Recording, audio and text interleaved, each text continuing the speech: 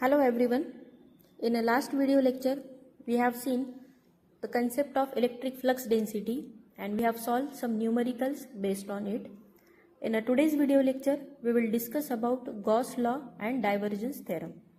So without wasting your time, let us move towards the Gauss law.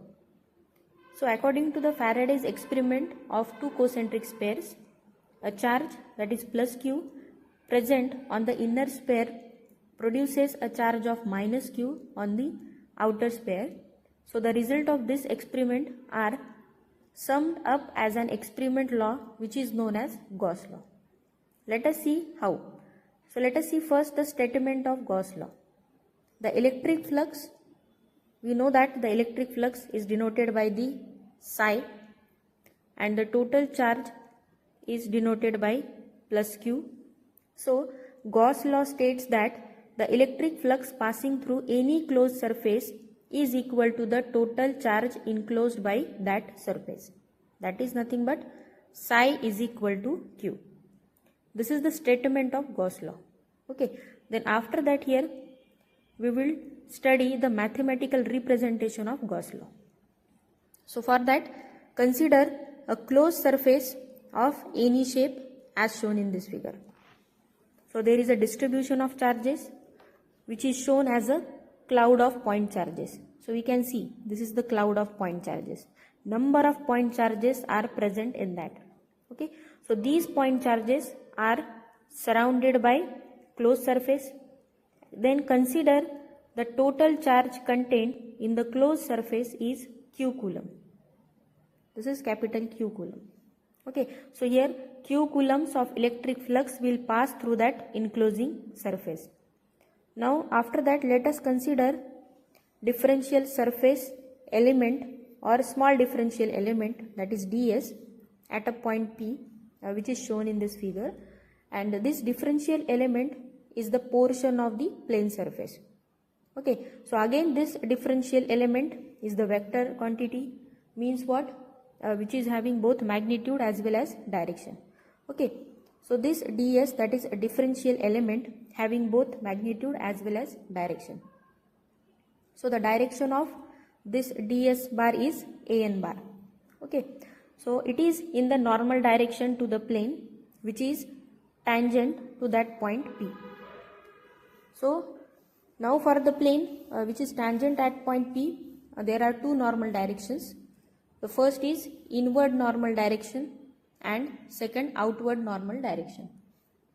So but for the closed surface we are considering the outward normal direction, that is this one. So let consider d bar makes the angle, this is the d bar which makes angle theta with this ds. Then the flux crossing ds is the product of normal component of d bar and ds. Okay, so we will denote the flux crossing ds by d psi. That is equal to d psi is equal to normal component of d bar into ds. Okay, so the normal component of d bar is what? Here we can say it is d cos theta ds.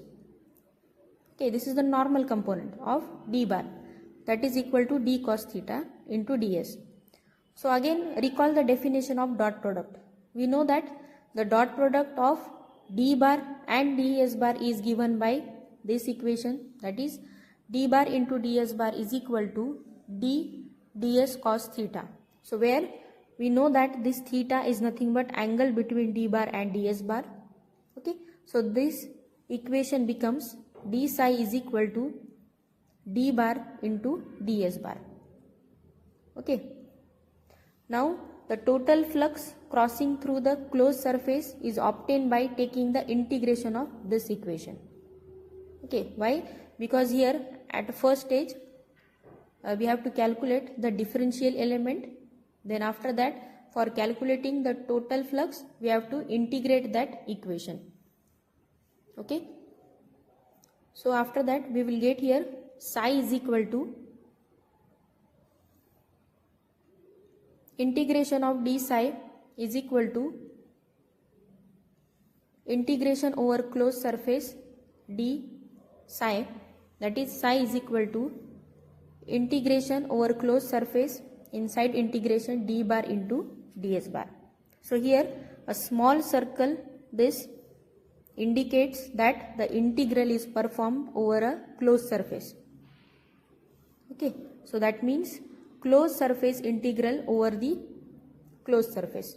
Okay, so thus mathematically Gauss law can be represented as psi is equal to integration over closed surface inside integration d bar ds bar is equal to charge enclosed, that is equal to q.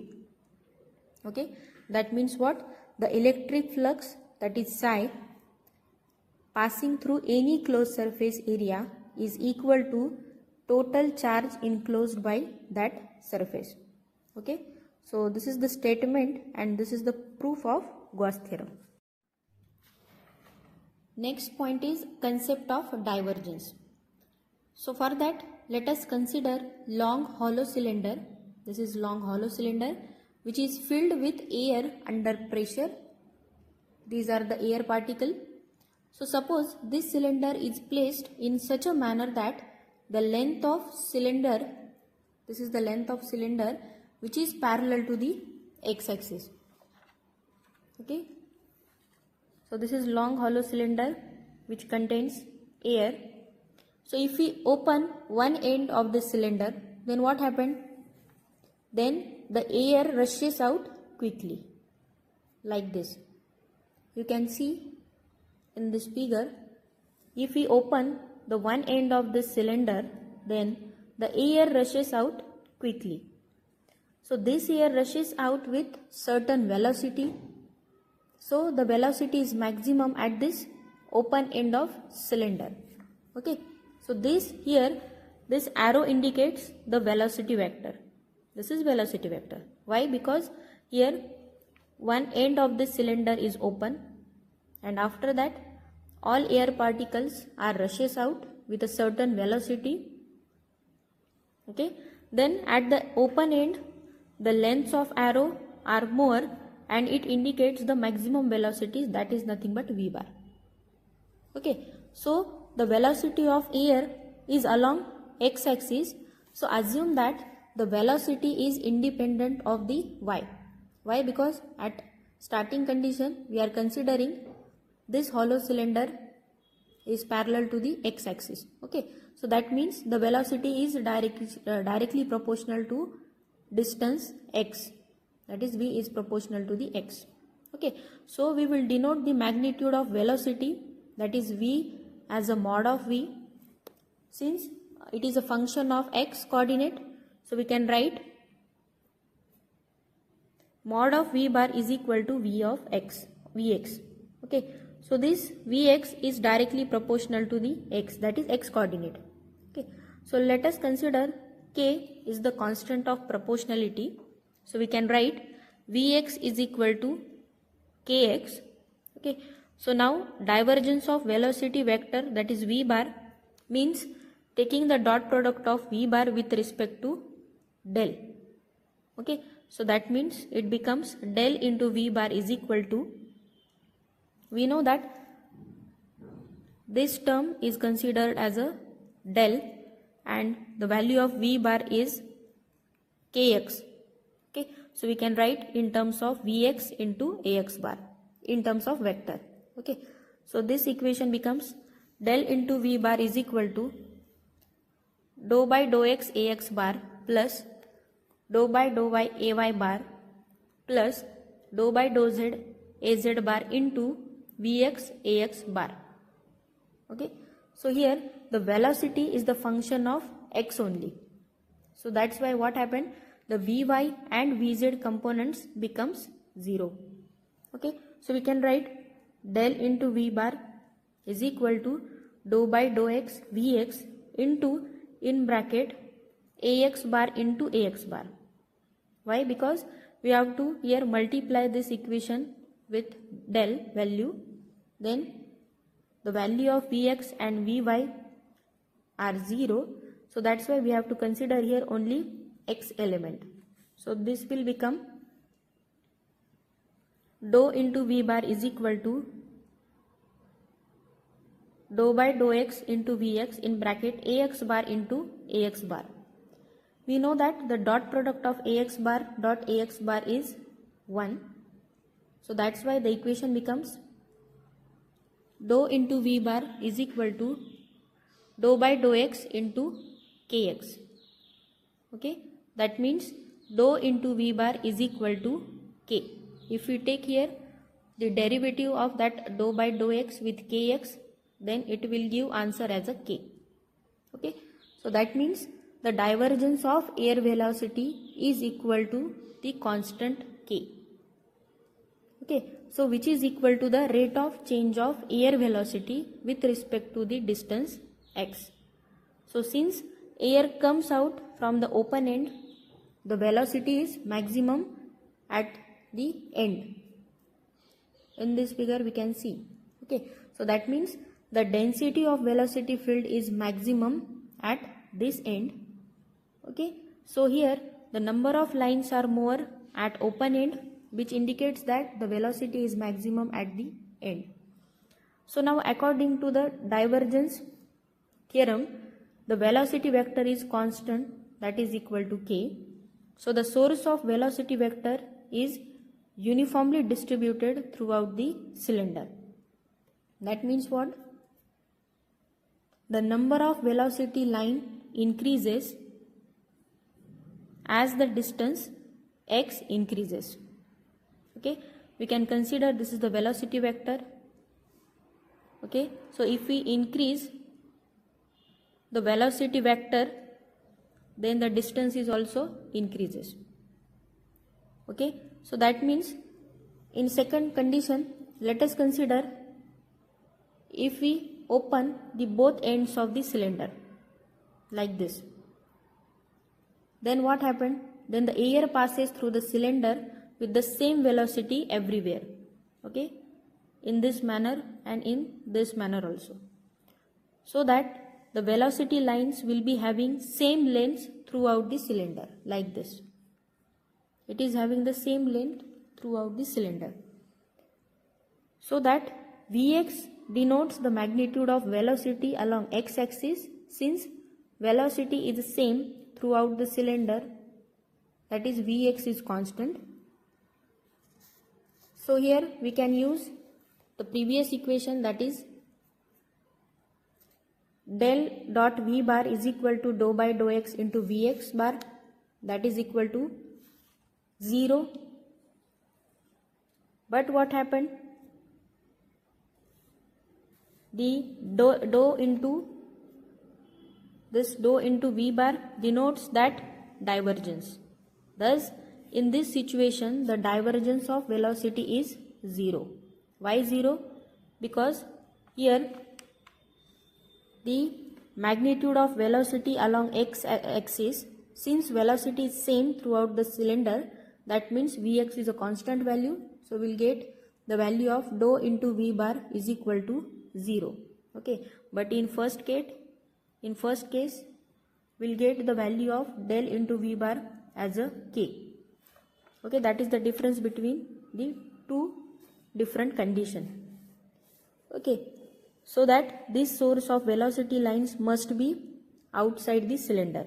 Okay, so in case of any small volume, if number of field lines entering in the volumes are more than the number of field lines leaving the volume, or we can say vice versa, then the field has the divergence.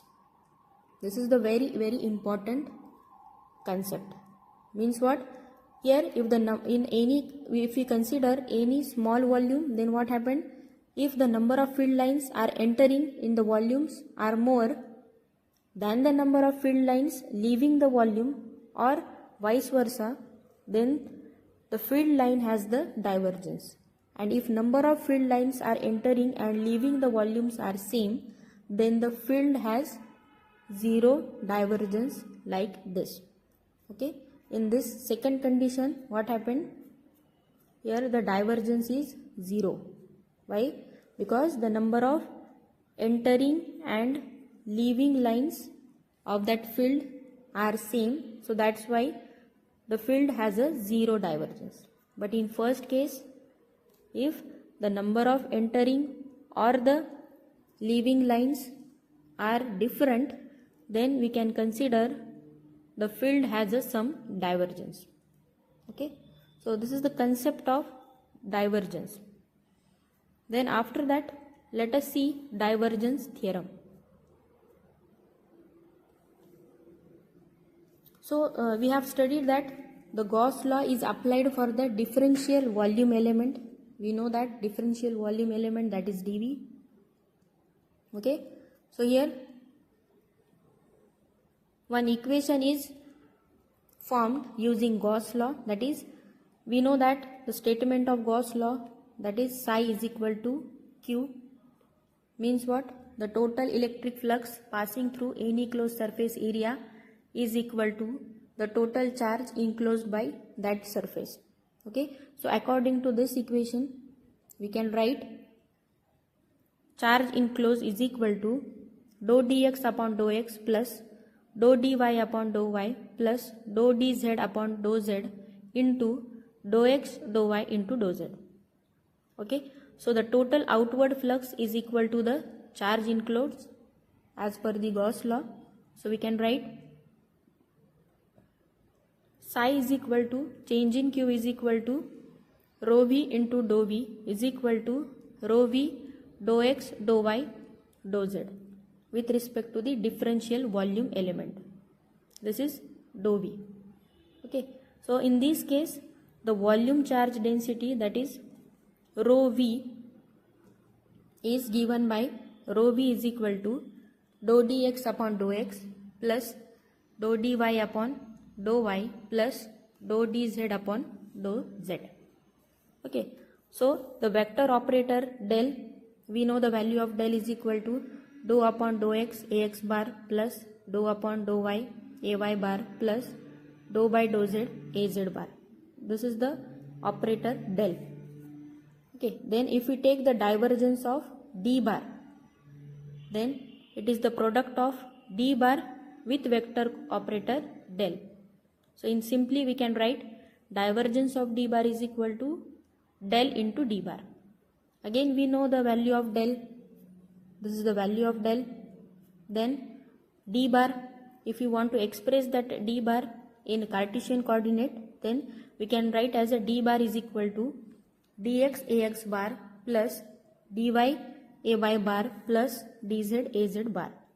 Okay, so finally the equation becomes divergence of d bar is equal to dou into d bar in bracket dou by dou x ax bar plus dou by dou y ay bar plus dou by dou z az bar into d bar having value dx ax bar plus dy ay bar plus dz az bar. Okay, now after that we have to just take dot product of these two terms. Then what happened? If we take the dot product of these two, then we have to multiply, or we have to take a dot product of similar component. Means what? Here if we want to take the dot product of x, y, z, then we have to take ax bar dot ax bar, then ay bar into ay bar, then az bar into az bar. Okay, we know that the value of ax bar into ax bar is equal to ay bar dot ay bar is equal to az bar dot az bar having value 1.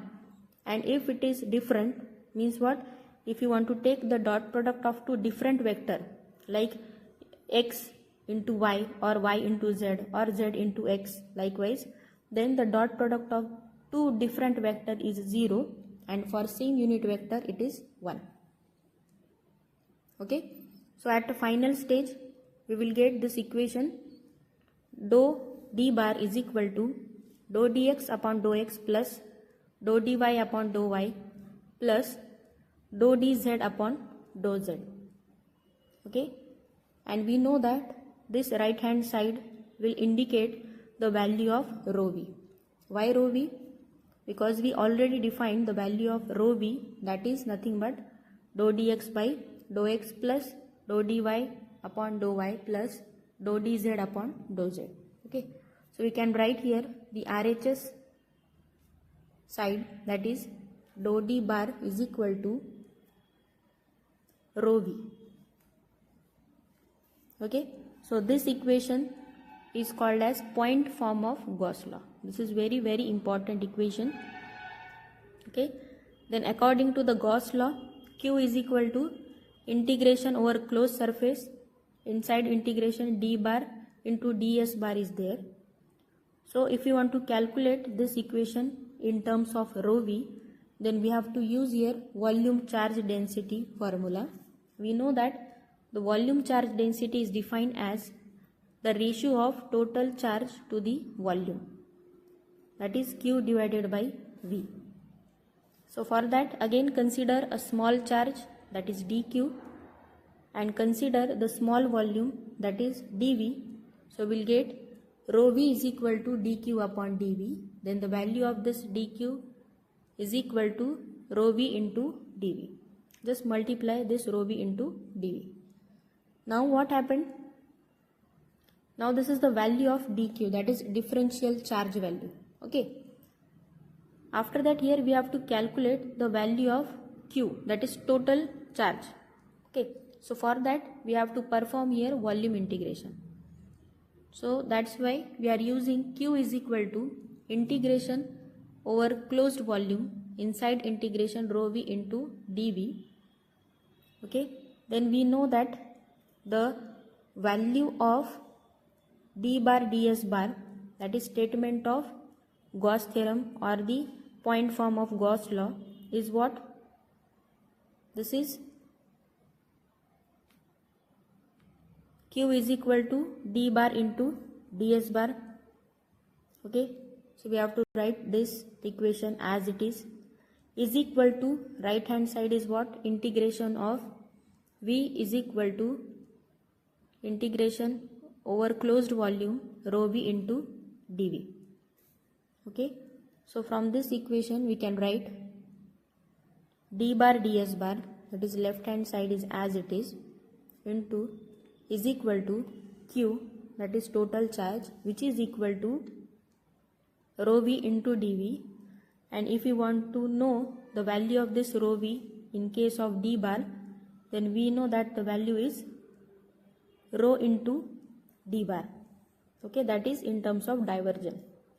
Okay, so it is equal to integration over closed surface d bar ds bar is equal to integration over closed volume into in bracket dou into d bar dv. Okay, so this is the equation of divergence theorem. Okay, so here the divergence theorem states that the integral of normal component of any vector field over a closed surface, this is the closed surface, normal integral component of any vector field over this closed surface is equal to the integral of divergence, that is d bar, divergence of this vector field throughout the volume enclosed by that closed surface. Okay, so this is all about our today's session. I hope you will like and enjoy. So today we will stop with motivational quote. Today's motivational quote for you is: once you replace negative thoughts with positive ones, you will start having positive results. Thank you for watching my videos. Please like, share and subscribe to my channel. Thank you so much.